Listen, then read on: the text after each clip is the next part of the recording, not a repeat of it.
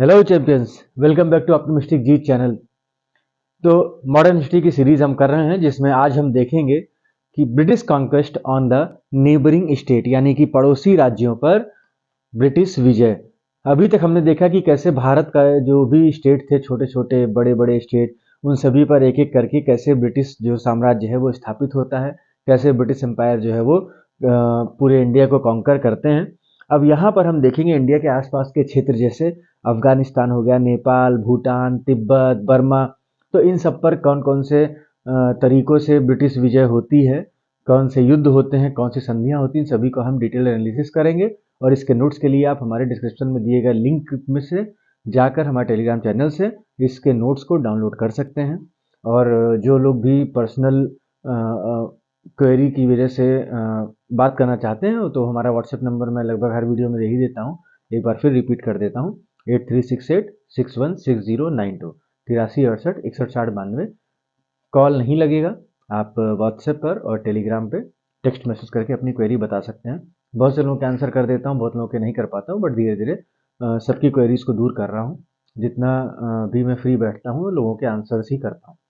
तो आप लोग भी अपनी जो प्रॉब्लम है, सीरियस अगर प्रॉब्लम है तो आप लोग टेस्ट करिएगा, टाइम पास के लिए नहीं करिएगा, ठीक है। एनीवेज आगे बढ़ते हैं। तो आज के हमारे टॉपिक में हम क्या देख रहे हैं कि कौन कौन से हमारे नेबरिंग स्टेट थे जहाँ पर ब्रिटिश कॉन्क्वेस्ट करते हैं, जहाँ पर ब्रिटिश विजय होती है। तो सबसे पहले हम देखते हैं कहाँ पे कॉन्क्वेस्ट कब होता है। तो इसमें हम एक पहले लिस्ट बना देते हैं आपकी, जिसमें सबसे ऊपर है नेपाल। ठीक है, सबसे पहले आपका आता है नेपाल, जहाँ 1816 में विजय होती, मतलब नेपाल जो है वो ब्रिटिश एम्पायर का हिस्सा बन जाता है 1816 में। फैक्ट्स हैं, नोट डाउन कर लीजिएगा, याद रहेगा। इसके बाद में भूटान की बारी आती है। भूटान 1865 यानी कि 1865 में ब्रिटिश एम्पायर का हिस्सा बनता है, यानी कि ब्रिटिश साम्राज्य का हिस्सा बनता है 1865 में। इसके बाद आता है अफगानिस्तान 1880। इसके बाद अफगानिस्तान 1880। 1880 में अफगानिस्तान जो है वो ब्रिटिश एम्पायर का हिस्सा बन जाता है। और इसके बाद बर्मा है 1885। बर्मा, बर्मा वही आज के जो समय जो म्यांमार है उसका ही पुराना नाम हुआ करता था बर्मा। क्या नाम होता था? बर्मा। और इसके बाद आता है तिब्बत 1904। इंग्लिश में तिबेट लिखते हैं। ये 1904 में ब्रिटिश एम्पायर का हिस्सा बन गया था। तो ये 5 हम सबसे पहले राज्यों के बारे में पढ़ेंगे। तो सबसे पहले हम बात करते हैं नेपाल की। सबसे पहला हमारा टॉपिक होगा नेपाल। तो नेपाल में विजय की जब हम बात करें तो सबसे पहले हम चर्चा करते हैं 1760 की। तो 1760 में जो गोरखा लोग थे उन्होंने नेपाल पर कब्जा कर लिया। ठीक है, मतलब नेपाल पे 1760 से 1760 से किसका शासन हो गया? गोरखा का। और 1801 में जो गोरखपुर है वहां पे, गोरखपुर जो है अगर आप देखेंगे तो नेपाल बॉर्डर से काफी करीब है। तो गोरखपुर जो है वहां पे ब्रिटिश जो है साम्राज्य स्थापित हो जाता है। ठीक है, तो यहाँ नेपाल में जब हम 1760 की बात करते हैं तो हम यहाँ पे बात करेंगे गोरखास की। ठीक है, गोरखा लोगों की। फिर 1801 में जो गोरखपुर है, क्या है? गोरखपुर। यहाँ पे ब्रिटिश एम्पायर स्टैब्लिश हो जाता है, यानी कि ब्रिटिश एम्पायर जो है वो गोरखपुर को अनेक्स कर लेता है, यानी गोरखपुर पे कब्जा कर लेता है। और ये जो था वो नेपाल की बाउंड्री थी। तो अब क्या हो गया कि जो गोरखा की बाउंड्री है, क्योंकि नेपाल और गोरखपुर पड़ोसी हैं, तो नेपाल में गोरखा का रूल और गोरखपुर में ब्रिटिश का। तो अब जो गोरखा बाउंड्री है, यानी कि जो नेपाल की बाउंड्री है और ब्रिटिश एम्पायर की बाउंड्री समीप आ जाती हैं, करीब आ जाती हैं। अब हम देखते हैं कि वॉर के कारण क्या होते हैं, क्या होता है कि जिसकी वजह से नेपाल की वॉर होती है, नेपाल का युद्ध होता है। तो इसमें सबसे पहले हम देखते हैं इमीडिएट कॉज।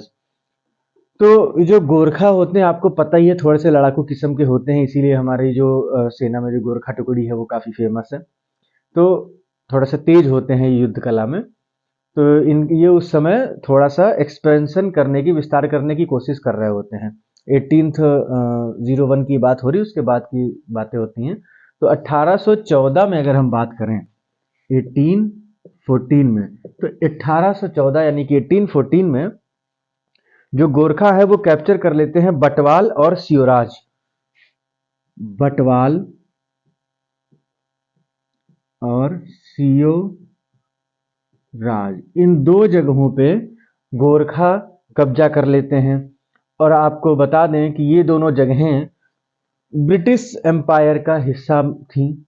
यहाँ पे 1814 में ये कब्जा कर लेते हैं। और उस समय जो शासन था यानी कि जो गवर्नर जनरल थे इस टाइम पे 1814 के टाइम पे गवर्नर जनरल की अगर हम बात करें तो गवर्नर जनरल थे वारेन हेस्टिंग्स। कौन थे? वारेन हेस्टिंग्स थे हमारे गवर्नर जनरल। ठीक है, इनका शासन अगर हमको नोट डाउन करना हो, आपको नोट डाउन करना हो तो नोट कर लीजिए। 1813 से यानी कि 1813 से 1823, 1813 से 1823 तक वारेन हेस्टिंग्स जो है गवर्नर जनरल थे। उनके टाइम पीरियड में 1814 में बटवाल और सियोराज पर कब्जा कर लेते हैं गोरखा। ठीक है, अब आप भाई वो ब्रिटिश एम्पायर का हिस्सा था, वहां पे गोरखा ने कब्जा कर लिया तो वहां पे फिर जाहिर सी बात है युद्ध होगा। तो एंग्लो नेपाल वॉर होगी फिर इसके बाद में जब वो कब्जा कर लेंगे। ठीक है, तो अब हम देखेंगे एंग्लो नेपाल वॉर, आंग्ल नेपाल युद्ध। ये होता है आपका 1814 से 1814 से 1816। 1814 to 1816 is the time period of Anglo Nepal war.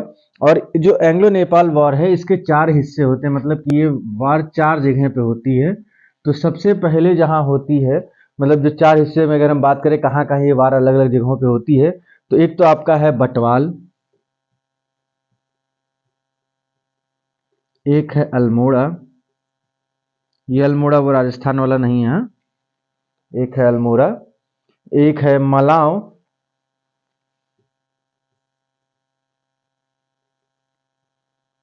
एक हो गया आपका मलाव, और एक है मखवानपुर। और कहाँ होता है? मखवानपुर में। इन जगहों पे होता है आंग्ल नेपाल युद्ध यानी कि एंग्लो नेपाल वॉर। और इसमें जीतते हैं कौन? जीतेंगे इसमें ब्रिटिश। ठीक है, ब्रिटिश जो है वो आंग्ल नेपाल युद्ध यानी कि एंग्लो नेपाल वॉर जो है उसको जीत जाते हैं। और इसमें अगर हम बात करें तो इस युद्ध के बाद में होती है ट्रीटी ऑफ सिंगौली। कौन सी होती है? ट्रीटी ऑफ, इस युद्ध के बाद में क्या होगी? ट्रीटी ऑफ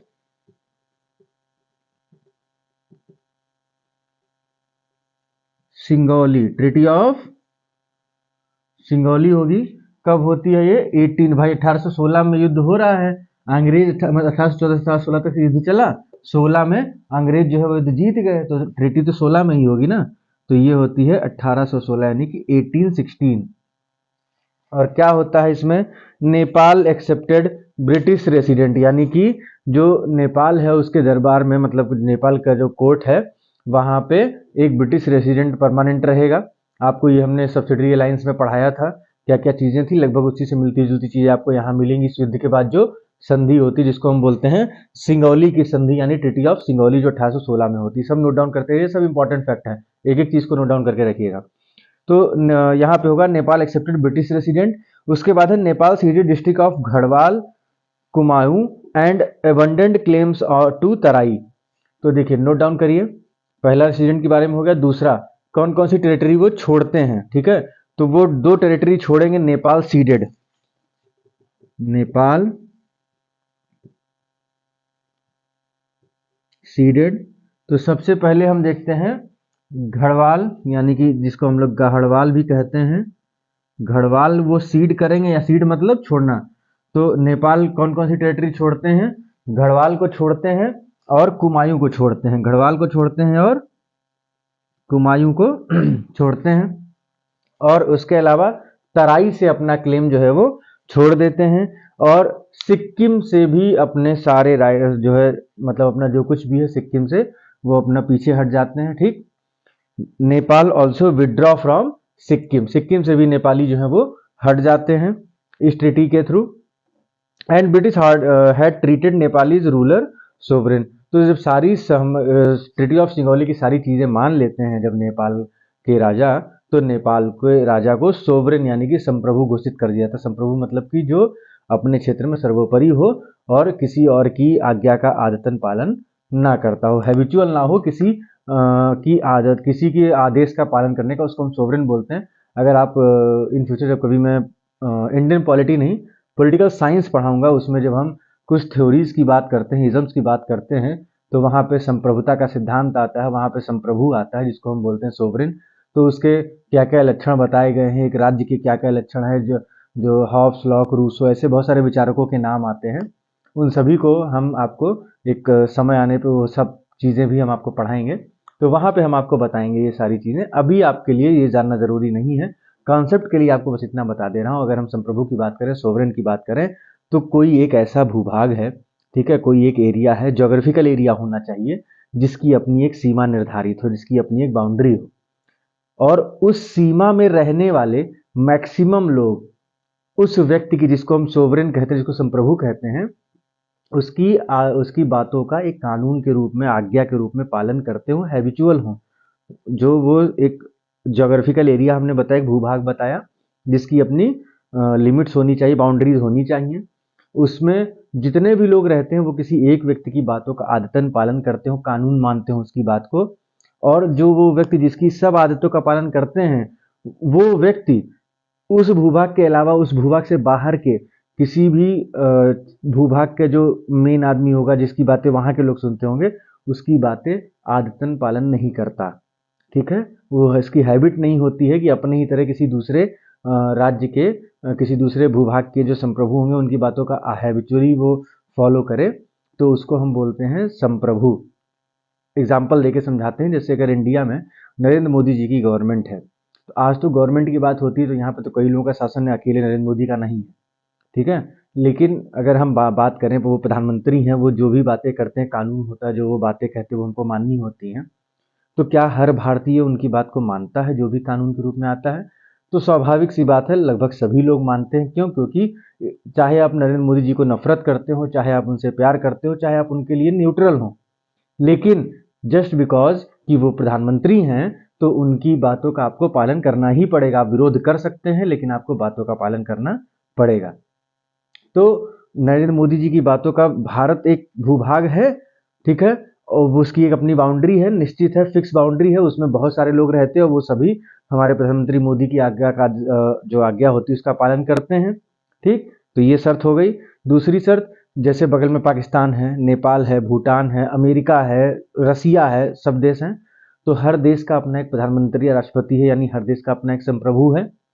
तो क्या जो भी अमेरिका के राष्ट्रपति बोलते हैं, हर एक बात मानने के मोदी जी, मतलब जो हमारे प्रधानमंत्री, क्या उनकी हर एक बात मानते हैं? किसी और देश के राष्ट्रपति की क्या मोदी हर एक बात मानते हैं, या अपने हिसाब से देखते हैं? जाहिर सी बात, अपने हिसाब से देखते हैं, तो वो क्या हुए? वो संप्रभु हुए। ठीक है, सारी शर्तें वो संप्रभु की पूरी करते हैं कि उनकी आज्ञा का पालन उस निश्चित भूभाग में लोग आदतन करते हैं, लोगों को आदत हो उनकी बात मानने की।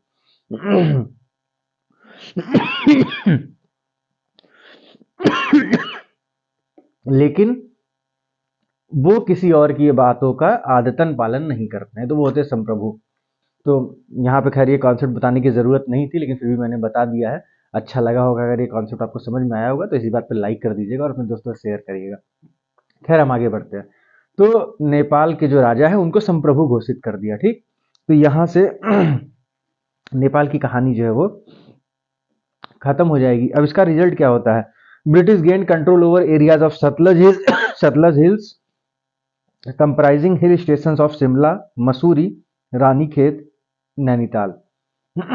तो अब जो नेपाल के जो नेपाल के क्षेत्र हैं, कुछ वहाँ की प्रमुख हिल स्टेशन है, उन पे अंग्रेजों का कब्जा हो जाता है, अंग्रेजों के हिस्से में आ जाते हैं, जैसे कि शिमला है, मसूरी है, रानीखेत है, नैनीताल, ये सब। And Nepal neutral during revolt of 1857। तो देखिए, नेपाल जो है वो एक हिंदू राष्ट्र था, ये तो अभी हाल ही में उसका जो है हिंदू राष्ट्र का हट के वो एक धर्मनिरपेक्ष राज्य हो गया है, लेकिन वो एक हिंदू राष्ट्र था। तो वहाँ पे जो हिंदू राजा थे उनको सीधे सीधे ये कह दिया गया था कि आप जो है 1857 के उसमें हिस्सा ना लें, नहीं तो हम फिर से आप पे आक्रमण कर देंगे। तो 1857 के रिवोल्ट से जो 1857 का स्वतंत्रता संग्राम है, उससे वो लोग अपना हाथ पीछे खींच लेते हैं, ठीक है, और उसमें वो हिस्सा नहीं लेते हैं। And Gorkhas joint British army in large numbers, और जो गोरखा लोग होते हैं वो ब्रिटिश आर्मी एक भारी संख्या में ब्रिटिश आर्मी को ज्वाइन करते हैं। बल्कि वो जो ब्रिटिश आर्मी में शामिल होते हैं वो भारतीयों को कंट्रोल करने के लिए ही आगे काम आती है। तो खैर यहाँ पे होती है नेपाल की कहानी खत्म। इसके बाद हम देखते हैं भूटान के बारे में। तो एंग्लो भूटान वॉर यानी कि आंग्ल भूटान युद्ध जो है वो होते हैं 1865 में, ठीक है। कब होता है आंग्ल भूटान युद्ध? 1865 में। थोड़ा सा गले में खराश है, आवाज के साथ में थोड़ा सा मैनेज कर लीजिएगा। कॉन्सेप्ट हम उसी तरीके से बताएंगे जैसे हम बताते आए हैं, ठीक है। तो इसको लिखा रहने देते हैं जिससे आपको सब चीज़ें एक साइड में दिखती रहें। तो हम देख रहे हैं अब यहाँ पे भूटान की हम बात करेंगे। तो जब हम भूटान की बात करते हैं तो 1865 में भूटान पे कब्जा होता है। कैसे होता है? तो English occupy Assam in 1816, close contact Bhutan, and Elgin's envoy in 1863-64 annoyed English. तो असम पे अगर हम देखें, अगर आपसे कभी एग्जाम में अगर क्वेश्चन पूछ लिया कि असम को ब्रिटिशर्स ने कब ऑक्यूपाई किया था, यानी असम पर कब्जा कब किया था, तो 1816 में ब्रिटिशर्स ने असम पे कब्जा किया, यानी असम जो है वो ब्रिटिश एम्पायर का हिस्सा हुआ। और असम जो था वो क्लोज कांटेक्ट में था किसके? भूटान के। मतलब कि जो भूटान और असम थे वो बगल बगल थे, ठीक है, वो उनकी बाउंड्रीज मिलती हैं। आज भी आप देखें तो है बाउंड्रीज वहीं, वैसे ही असम और भूटान पड़ोसी हैं। तो क्लोज कांटेक्ट थे असम के और भूटान के। अब क्या हुआ, भूटान में एल्गिन्स थे, एल्गिन थे। कौन थे? एल्गिन। भूटान में हम बात करेंगे एल्गिन की, हालांकि ये इतने इंपॉर्टेंट पर्सनैलिटी नहीं है, लेकिन चूंकि यहाँ पे नाम आता है, इनकी वजह से चीज़ों की शुरुआत हुई है, युद्ध की बात होती है, इसलिए ये बताना ज़रूरी था। तो एल्गिन्स जो है वो 1863-64 में, ठीक है, एल्गिन्स जो है 1863-64 में क्या करते हैं, जो ये असम वाला हिस्सा वहाँ पे जाते हैं, मतलब थोड़ा सा उत्पात मचाने की कोशिश करते हैं, थोड़ा सा आगे बढ़ने की कोशिश करते हैं। लेकिन क्या होता है कि वहां पे फिर जब वो इंग्लिश इनसे परेशान हो जाते हैं, एलिगेंस से, जो ब्रिटिशर से वो परेशान हो जाते हैं इनकी चीज़ों से, बार बार इनकी हरकतें, बार बार इधर आना असम में, और मतलब कोशिश करना लड़ाई करने की। तो फिर जब ब्रिटिश हमला कर ही देते हैं इनके ऊपर, रिटेलिएट करते हैं, तो जाहिर सी बात है कि ब्रिटिश जीतेंगे। इतना सा भूटान है, ब्रिटिश की इतनी बड़ी शक्ति, तो ब्रिटिश वहां पे जीत जाते हैं। और उस युद्ध को, अब देखिए यहाँ पे इंपॉर्टेंट क्या है, जब हम बात करते हैं एंग्लो भूटान वार की, आंग्ल भूटान युद्ध के बारे में जब हम बात करते हैं, तो सबसे पहले तो आप ये जान लीजिए कि जो युद्ध होते हैं उनको दुआर वॉर भी कहते हैं। क्या कहते हैं? दुआर, यानी कि दुआर युद्ध। इसको आप दुआर भी कह सकते हैं और द्वार भी कह सकते हैं, ठीक है, द्वार युद्ध या दुआर युद्ध। तो एंग्लो भूटान वॉर को क्या बोलते हैं? दुआर युद्ध। याद रखिएगा, इंपॉर्टेंट पॉइंट है। ब्रिटिश इसमें जीतेंगे। और then Bhutan ceded Assam Duars and Bengal Duars. अब क्या होगा, भूटान जो है वो सीड करेगा, यानी भूटान जो है वो छोड़ देगा, दे देगा ब्रिटिशर्स को। क्या देगा? असम दुआर एंड बंगाल दुआर। असम दुआर एंड बंगाल दुआर। तो ये दुआर क्या होते हैं, हम इसको आपको ज्योग्राफी क्लास में बताएंगे। आप अगर किसी से ज्योग्राफी पढ़ते हैं तो उनसे पूछिएगा सर दुआर क्या होता है, समझा दीजिए। क्योंकि हर एक चीज़ में अगर इसमें समझाने लगूंगा तो वैसे भी मेरे लेक्चर थोड़े लंबे होते, शिकायत है आप लोगों की। पर्सनल टेक्स्ट में कई लोगों का मैसेज आता है कि सर लेक्चर आपके लंबे हैं। भैया जिस डिटेल में मैं बता रहा हूँ, कोशिश कर रहा हूँ थोड़ी स्पीड बढ़ाने की, लेकिन जो डिटेल है वो अगर मैं छोड़ दूंगा तो फिर मेरी जो यूनिकनेस है वो रह जाएगी, ठीक है। जिसके लिए आप मेरा वीडियो देखते हैं कि एक पूरे डिटेल में जनरल स्टडीज आपको पढ़ना है, तो वो आपकी इच्छा फिर मैं पूरी नहीं कर पाऊंगा, इसलिए थोड़ी सी वीडियो लंबी रहेंगी। हाँ, लेकिन जितना ज़रूरी है उतना ज़रूर बताएंगे, और जो ज़रूरी नहीं है उसको हम नहीं बताएंगे। जैसे अब यहाँ पे दुआर क्या है, ये जोग्राफिकल टर्म है, ये हम आपको जोग्राफी की क्लास में बताएंगे। तो यहाँ पे क्या होगा, असम दुआर और बंगाल दुआर, इस पे जो ये जो है भूटान छोड़ देगा, किसको दे देगा, अंग्रेजों को दे देगा। और भी बहुत सारी चीज़ें हमको नहीं लगता कि वो इम्पोर्टेंट है। नोट्स में थोड़ा सा मेरे लिखा हुआ है, मेरे खुद के नोट्स है, हैंड रिटन है, उस नोट्स में मैंने लिखा हुआ है। आप जाके लिंक से वो नोट्स डाउनलोड कर लीजिएगा और उसको जो भी चीज़ें रिवाइज आप उससे करेंगे तो कुछ एक्स्ट्रा मिल जाएगा आपको। फिर है अफगान के बारे में, तो भूटान यहाँ पे हो गया, ठीक है। ये भूटान में ऐसा कुछ खास नहीं था। 1865 के इसी युद्ध के बाद में ये भूटान का सारा कहानी खत्म हो जाता है, ठीक है। इसके बाद आता है अफगान, क्या आएगा, इसके बाद हम बात करेंगे अफगान की। तो जब हम अफगान की बात करते हैं तो हम क्या देखते हैं, देखिए इस अब उस समय जो वो टाइम चल रहा था, ठीक है, 19वीं सेंचुरी है, वहाँ पे रसिया से थोड़े से इश्यूज चल रहे हैं, ठीक है। अब रसिया क्या था, वो एक्सपेंशन कर रहा था आपके एशिया में, अंदर की तरफ, मिडिल मिडिल ईस्ट जिसको कहते हैं, उस एरिया में साउथ के जो साउथ एशिया है इस तरफ बढ़ रहा था रसिया। रसिया भी अपनी पावर बढ़ा रहा था, इधर ब्रिटिश थे। तो रसिया एक्चुअल में वो मेन टारगेट कर रहा था चाइना को, लेकिन ब्रिटिशर्स को लग रहा था कि वो इंडिया पे भी आएंगे। तो अब क्या होता, रसिया अगर इंडिया आते भी तो उनके पास एकमात्र रास्ता था अफगानिस्तान होते हुए, ठीक है, मिडिल ईस्ट होते हुए वो आएंगे इधर। तो अब रसियंस के इम्पैक्ट से बचने के लिए, अपने एम्पायर को स्ट्रांग बनाने के लिए मंथन शुरू हुआ, थोड़े से प्रोसेस ऑफ थॉट चला ब्रिटेन में, और वहाँ पे दो प्रकार की पॉलिसी की बात की गई। तो एक तो पॉलिसी ये बताई गई कि जो अफगानिस्तान है उस पर कब्जा कर लो या तो उसको बफर स्टेट बना दो। अफगानिस्तान को या तो कब्जा कर लो या फिर उसको एक बफर स्टेट बना दो। लास्ट लेक्चर में ही मैंने बफर, ये चौथी बार ये बफर स्टेट के बारे में बात हो रही है, हर बार मैंने एक्सप्लेन किया है, 3 बार मैं अपने अलग अलग लेक्चर्स में आपको बफर वर्ड से समझा चुका हूं, आज नहीं समझाऊंगा, ठीक है। प्रीवियस लेक्चर में जाइए, आपको मिल जाएगा बफर। तो क्या होता है, बफर स्टेट बनाने की बात करते हैं। बफर स्टेट मैंने आपको फिर से थोड़ा सा बता दे रहा हूँ, ये भारत है। अगर भारत के आसपास के हम क्षेत्रों को मजबूत कर दें जो भारत की सीमा में नहीं है, ठीक है, जैसे भारत के पास पाकिस्तान है, भारत के पास नेपाल है, भारत के पास भूटान है, भारत के पास बांग्लादेश है, तो ये सारी कंट्रीज हैं। अब अगर किसी देश को आक्रमण करने आना हो तो वो पाकिस्तान, अगर इधर से आ रहा है, अफगानिस्तान की तरफ से आ रहा है, तो पाकिस्तान होते हुए तो भारत में आएगा आक्रमण करने। तो अगर हम, पाकिस्तान जब अलग देश है और पाकिस्तान को भी हम थोड़ी सी मजबूती दे दें, अपनी सेना से हम हेल्प कर दें पाकिस्तान की, तो जब वो कोई सेना अफगानिस्तान की तरफ से आ रही भारत पर आक्रमण करने, तो पहले पाकिस्तान आएगी, तो पाकिस्तान की सेना और भारत की सेना मिलकर वहीं पे उसको हरा देंगी। तो उससे क्या होगा, भारत का जो साम्राज्य, भारत का जो एम्पायर है वो बचा रहेगा। यही बोलते हैं बफर स्टेट, तो पाकिस्तान जैसे वो बफर हो जाएगा वहाँ पे। तो इस तरीके से अफगानिस्तान को बफर स्टेट बनाने का एक प्रस्ताव रखा गया। तो जो पॉलिसी आई, दो थी। एक तो पॉलिसी थी पहली पॉलिसी कहती है कि या तो अफगानिस्तान पे कब्जा कर लो और या तो अफगानिस्तान को बफर स्टेट बना दो। ये जो पॉलिसी दी, इसको बोलते हैं फॉरवर्ड पॉलिसी, और इसको दिया कंजर्वेटिव पार्टी, जो ब्रिटेन की कंजर्वेटिव पार्टी है, उसका व्यू था कि हमको या तो एनेक्स करना चाहिए या फिर हमको बफर बना देना चाहिए। दूसरी जो पार्टी है लिबरल पार्टी, दूसरी कौन सी पार्टी है, लिबरल पार्टी। मैं हर एक चीज नोट डाउन नहीं करूंगा, आप लोग समझ लीजिएगा। कंजर्वेटिव पार्टी ने कहा या तो एनेक्स करो या तो बफर स्टेट बना दो। जो लिबरल पार्टी थी उसने कहा कि जो रसिया है उससे डिप्लोमेटिक चैनल्स के थ्रू बात करो, यानी कि राजनयिक स्तर पे बात करते हैं, और अफगानिस्तान को हम पूरी तरीके से इंडिपेंडेंट रहने देते हैं, हम इंटरवेंशन नहीं करेंगे अफगानिस्तान के साथ।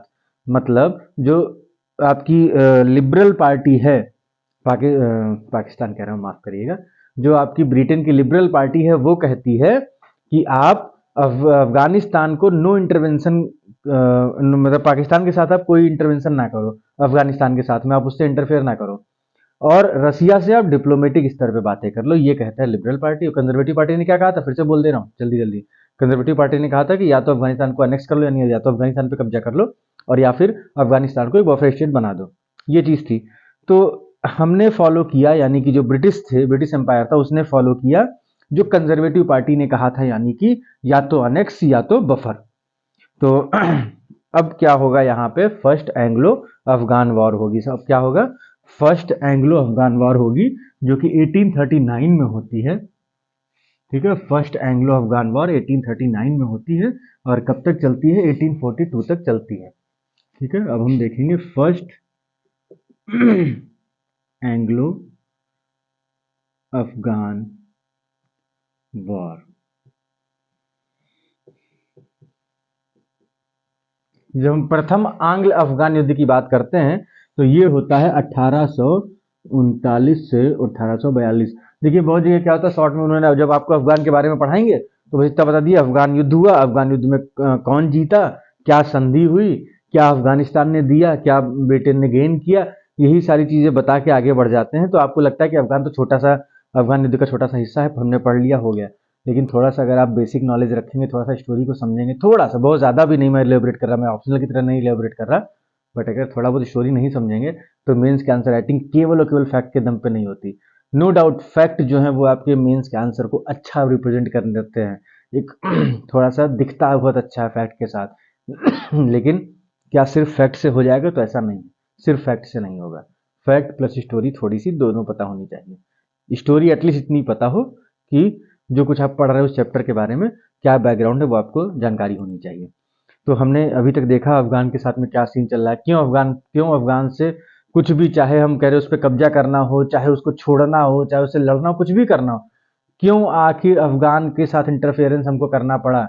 क्यों? क्योंकि रसिया का वो था कि रसिया आ सकता है इधर से, तो अगर हम अफगान पे या तो कब्जा कर लें या अफगान को हम अगर हम बना दें क्या बफर स्टेट, तो रसिया जब भारत पे आना होगा, अफगानिस्तान होकर उसको आना है, तो भारत तक आते आते रसिया थोड़ा कमजोर हो जाएगा बीच के देशों से लड़ते हुए। ठीक है, तो इसलिए यहाँ पे अफगानिस्तान का पॉइंट ऑफ व्यू आता है। तो अब हम करेंगे फर्स्ट एंग्लो अफगान वॉर के बारे में। तो वहाँ पे उस समय जो अफगान वॉर है, इस टाइम पे कौन है किंग? दोस्त मोहम्मद। दोस्त मोहम्मद जो है वो किंग है वहाँ के अफगानिस्तान के, और वो ब्रिटेन के साथ फ्रेंडली रिलेशंस रखते हैं लेकिन एक शर्त पे, और वो कहते हैं अंग्रेजों से कि भैया पेशावर पे हमको कब्जा करने दो। ठीक है, और पेशावर किस समय था उस समय? पेशावर किसके पास था उस समय? पेशावर उस समय था रंजीत सिंह है उनके पास में था पेशावर। कभी कभी थोड़ा सा जबान फंस जाती है, खैर।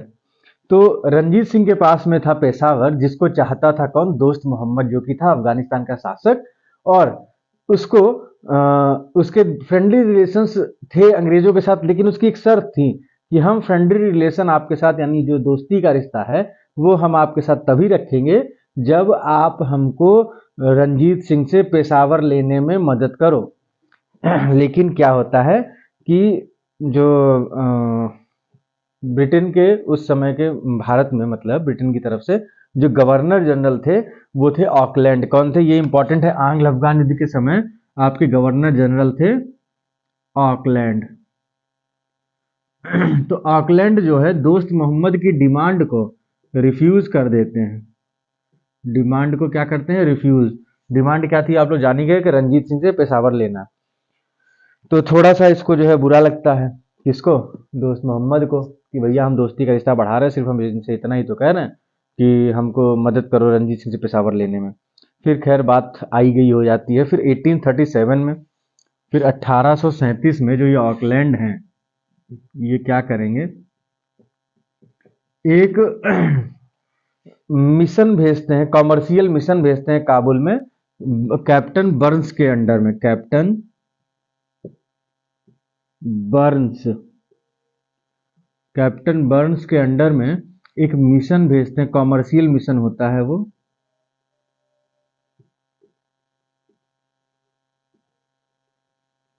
एक कॉमर्शियल मिशन होता है, उसको भेजते हैं। एक्चुअल में कॉमर्शियल मिशन होता है, लेकिन उसका अगर देखा जाए तो सच में उसका रीजन होता है एक पॉलिटिकल रीजन है। क्यों? क्योंकि वो भेजते हैं इनको कि जाके देख क्या अफगानिस्तान में जो पॉलिटिकल सिचुएशन है वो कैसी है, पाकिस्तान में जो राजनीतिक व्यवस्था है वो कैसी है, इसको देख के आने को वो कहते हैं, और नाम देते हैं कि ये कॉमर्शियल मिशन है। वो नाम देते हैं कि ये कॉमर्शियल मिशन है। फिर इसके बाद में क्या होगा? अब देखिए, अगर कोई पूछे तो जो कॉमर्शियल मिशन अफगानिस्तान में भेजा गया, कब भेजा गया? 1837 में। किसने भेजा? ऑकलैंड ने भेजा। किसके अंडर में भेजा वो मिशन? कैप्टन बर्न्स के अंडर में। इसके बाद हम देखते हैं कि जब ये वहां जाते हैं तो फिर से जो दोस्त मोहम्मद है वो इंसिस्ट करता है इनको कि भैया हमारी मदद कर दो, जब हम पेशावर हमको चाहिए रंजीत सिंह से, हमारी मदद कर दो। तो फिर से वो इंसिस्ट करता है इनको उस मदद के लिए कि तभी हम आपसे दोस्ती का रिश्ता रख पाएंगे। लेकिन फिर से एक बार ये रिफ्यूज कर देते हैं, ऑकलैंड जो है वो फिर से उसको रिफ्यूज कर देते हैं और उल्टा उसको धमकी देते हैं कि अगर हमारे किसी जो है इनेमी से, हमारे किसी शत्रु से तुमने संबंध बनाए तो तुम्हारे लिए अच्छा नहीं होगा। ठीक है, मतलब ये कि इनडायरेक्टली वो कह सकते हैं कि रसिया से आपका कोई रिलेशन नहीं होना चाहिए। इनडायरेक्टली, डायरेक्टली नहीं बोलता, बस इतना बोलते हैं कि आप कोई भी समझौता नहीं करेंगे ब्रिटिश के शत्रु देश से, ब्रिटिश के शत्रु राज्य से। ठीक, Auckland warned him to any alliance with English enemies. Dost Mohammad felt despaired and invites Russian ambassador with much warmth. अब देखिए क्या होता है कि वो रसिया के जो रसिया से ना एम्बेसडर को बुलाता है, उनका खूब बढ़िया से स्वागत करता है, बहुत अच्छे से स्वागत करता है। जबकि कहा क्या गया था कि आप किसी मित्र राष्ट्र से या मित्र राज्य से संबंध नहीं रखेंगे। और ये उसने जानबूझ के किया क्योंकि वो बहुत दुखी हो गया था इनके बिहेवियर से कि हम इनसे दोस्ती का रिश्ता बढ़ाते, सिर्फ एक ही चीज तो कह रहे हैं कि हमें पेशावर दिलवा दो। और अंग्रेज क्यों मदद नहीं कर रहे थे, इसका भी रीजन है। अंग्रेज कहते थे कि हम जो नेटिव स्टेट्स है, नेटिव मतलब कि जो यहाँ के लोकल राज्य हैं, जो राजघराने हैं, हम उनके इंटरनल मैटर्स में अफेयर नहीं करते।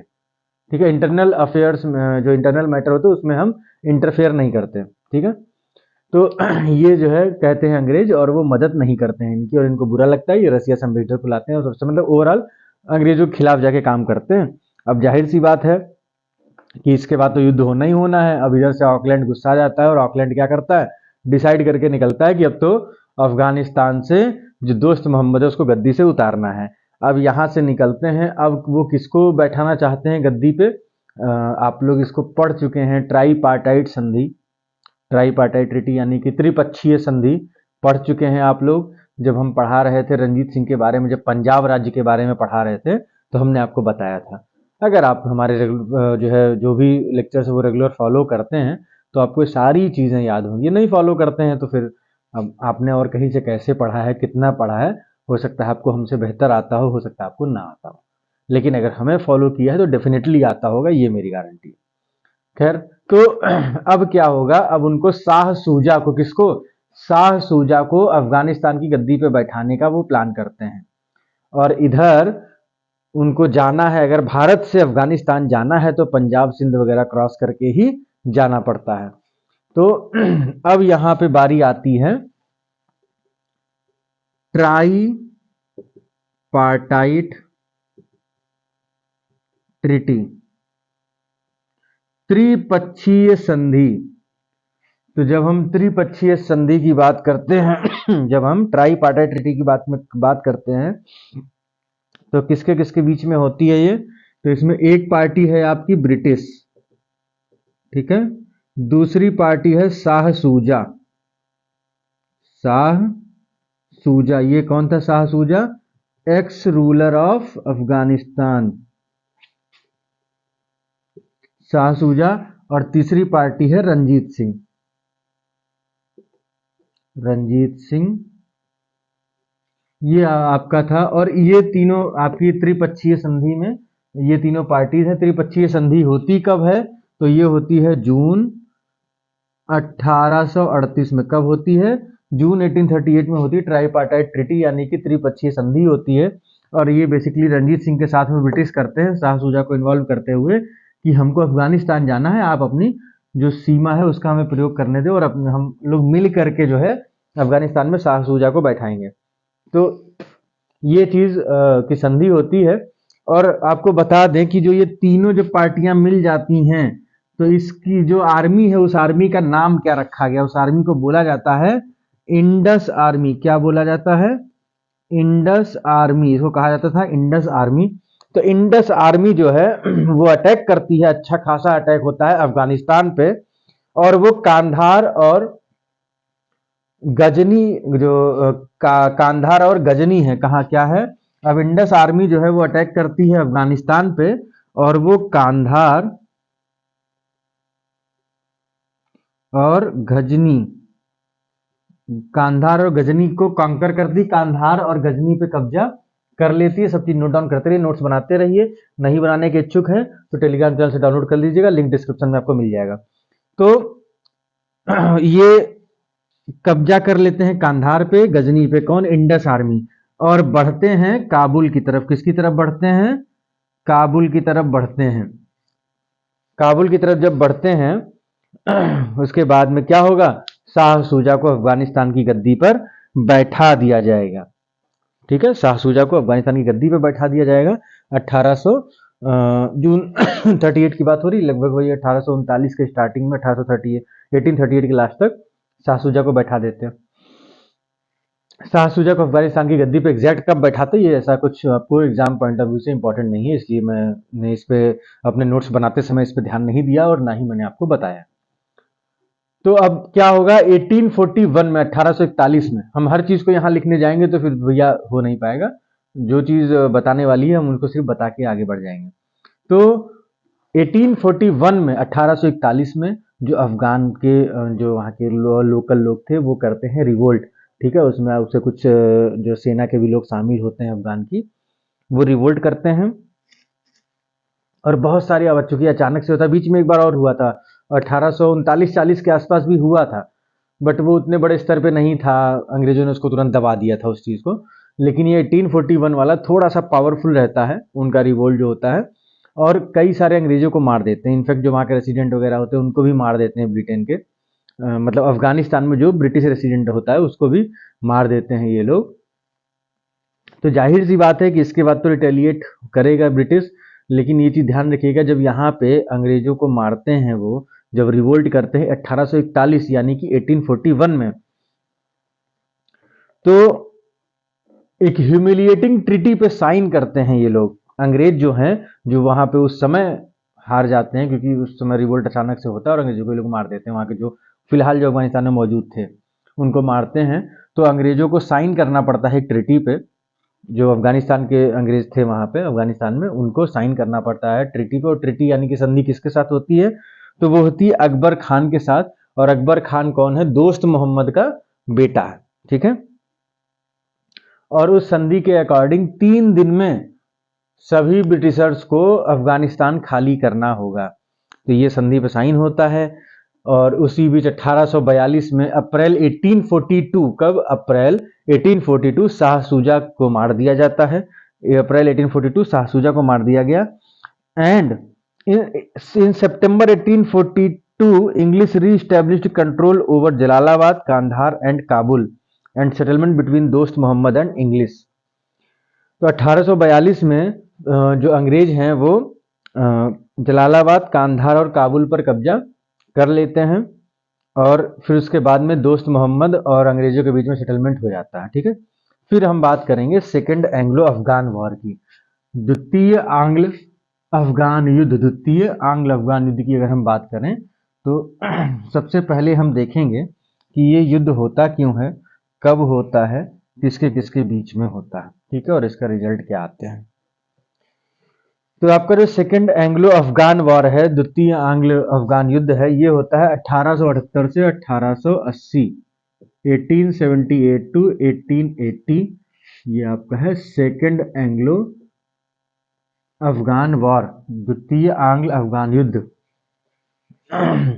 तो 1876 में वायसराय बनते हैं लॉर्ड लिटन। कौन बनता है? लॉर्ड लिटन। ये आपके 1876 में वायसराय बनते हैं इंडिया के। एंड शेर अली, जो उस समय अफगानिस्तान का रूलर था।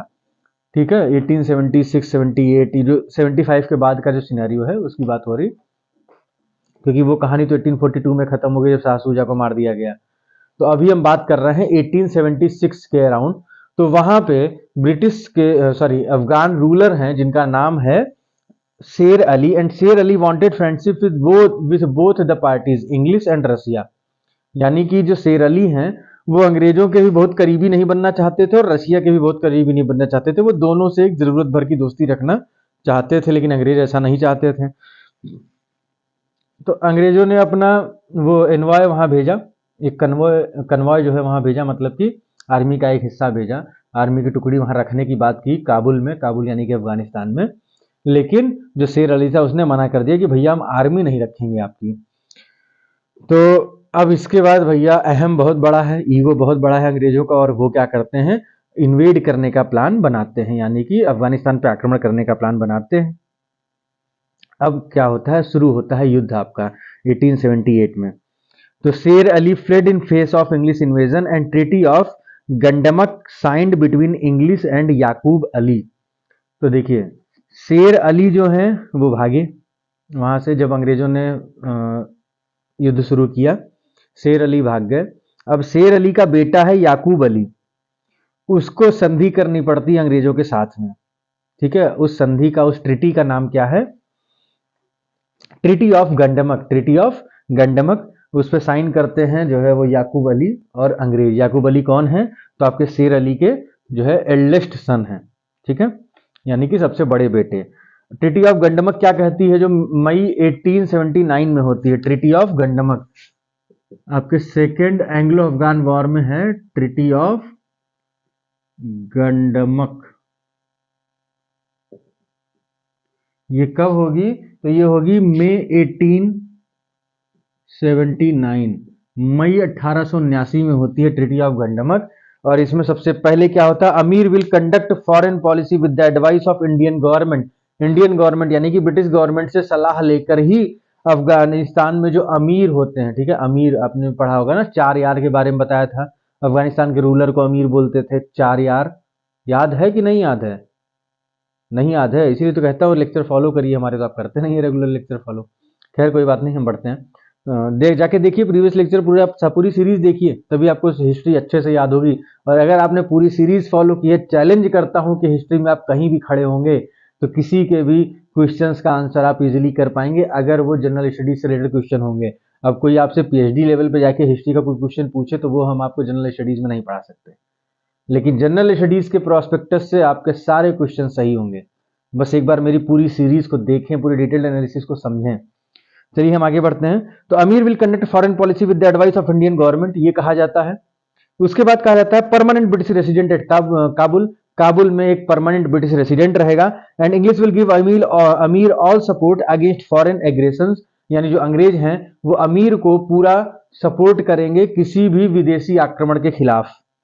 After some time Abdul Rahman became new amir and Lytton decided to keep Afghanistan as buffer state. अब क्या होता है, इसके बाद में आपके अगले जो किंग बनते हैं अफगान के, जो अमीर बनते हैं, उनका नाम है Abdur, Abdur, it's not Abdul, it's Abdur, Abdur Rahman.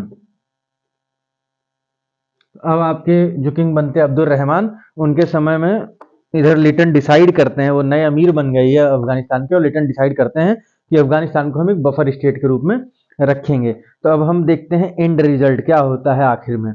इन 1901, तो यहां तक आपने समझ गए कि यहां तक आते आते कब की हम बात कर रहे हैं, जब अब्दुल रहमान बनते हैं king of Afghanistan, ruler of Afghanistan. तो वहां तक आते आते अंग्रेज कहते हैं कि ऐसा है, अंग्रेज में कौन, लिटन, लिटन जो उस समय गवर्नर जनरल है, वाइसराय हैं, वो कहते हैं कि भैया ऐसा है कि अब हम अफगानिस्तान को बना देते हैं प्रॉपर बफर स्टेट। हमने उसको हरा दिया, हमने संधि कर ली, सब कुछ हो गया, लेकिन अब हम उसको प्रॉपर बफर स्टेट बनाते हैं। मतलब बफर स्टेट का मतलब कि उसको हम स्वतंत्र छोड़ देंगे, हालांकि उनकी पॉलिसीज वगैरह हमारे अंडर में रहेंगी।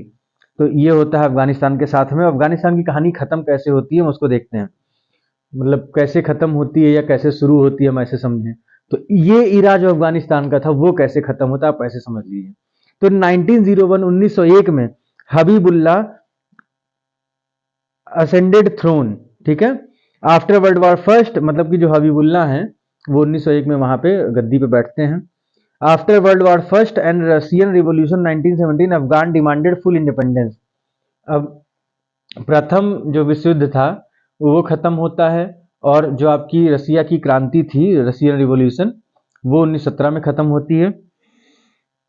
उसके बाद अफगान जो है वो जो है स्वतंत्र होने के लिए बात करते हैं, वो मांग अपने लिए मांग करते हैं पूर्ण स्वराज की, ठीक है। फिर 1919 में यानी 1919 में नए रूलर बनते हैं अमामुल्ला, ही ओपनड वॉर अगेंस्ट ब्रिटिश। अमामुल्ला जो है वो ब्रिटिश के अगेंस्ट में वॉर छेड़ देते हैं 1919 में। और 1921 में piece was prevailed when Afghanistan recovered independence in foreign affairs. आखिरकार 1921 में जाके अफगानिस्तान को अपने विदेशी मामलों में स्वतंत्रता मिल जाती है। अब वो किसी के अंडर में नहीं रहती उसकी फॉरेन पॉलिसीज। तो ये आपका हो गया अफगानिस्तान। अब हम देखते हैं बर्मा और तिब्बत। तो इसके बाद हम क्या देखेंगे, बर्मा और तिब्बत। आई थिंक लेक्चर थोड़ा सा बड़ा हो रहा है क्योंकि अभी काफ़ी इसमें बचा हुआ है। तो ठीक है, हम इसको कराते हैं नेक्स्ट लेक्चर में। नोट्स हमने आपको टेलीग्राम पे डाल दिए हैं, नीचे लिंक दिया है डिस्क्रिप्शन बॉक्स में, जाइए ज्वाइन करिए। थोड़ा सा आज कहीं गले में और थोड़ा सा जीभ में कुछ प्रॉब्लम थी, टंग में कुछ इशूज़ थे, इसी वजह से बीच बीच में लेक्चर भी रेगुलर रिकॉर्ड नहीं हो पाता है, कुछ ना कुछ प्रॉब्लम हो जाती है। तो शायद थोड़ा सा कहीं बोलने में कुछ प्रॉब्लम हुई होगी, इसीलिए मैं चूँकि नोट्स भी दे रहा हूँ साथ में, तो आप लोग एक काम करिएगा, नोट्स को डाउनलोड करिएगा और किसी दूसरे डिवाइस में या फिर उसको प्रिंट आउट निकाल के रखिएगा और तब लेक्चर देखिएगा। तो कहीं पे अगर मान लिया मुझसे बोलने में गलती हो भी जाती है तो लेकिन वो नोट्स के साथ में आपको वो प्रॉब्लमेटिक नहीं लगेगा। थोड़ी बहुत प्रॉब्लम, थोड़ी बहुत ह्यूमन एरर चलती है, उसके लिए थोड़ा सा मैनेज करिएगा। बाकी अगर सेशन अच्छा लग रहा है, जितनी डिटेल में बता रहा हूँ उससे आपको लग रहा है कि आपको हिस्ट्री समझ में आ रही है, आपको हिस्ट्री आ रही है, तो प्लीज़ चैनल को सब्सक्राइब करिए, वीडियो को लाइक करिए और अपने सर्किल में जो आपके दोस्त यार हैं तैयारी करने वाले हैं उनको सर्कुलेट तो करिए। क्या मतलब आप ही को फ़ायदा लेना है एक डिटेल्ड वीडियो का हिस्ट्री की, और किसी को नहीं लेने देना है। कंपटीशन रखिए, इतना ही मत रखिए, फॉरवर्ड कर दीजिए अपने दोस्तों में। ठीक है, तो मिलते हैं आपसे नेक्स्ट वीडियो में। Thank you so much, have a nice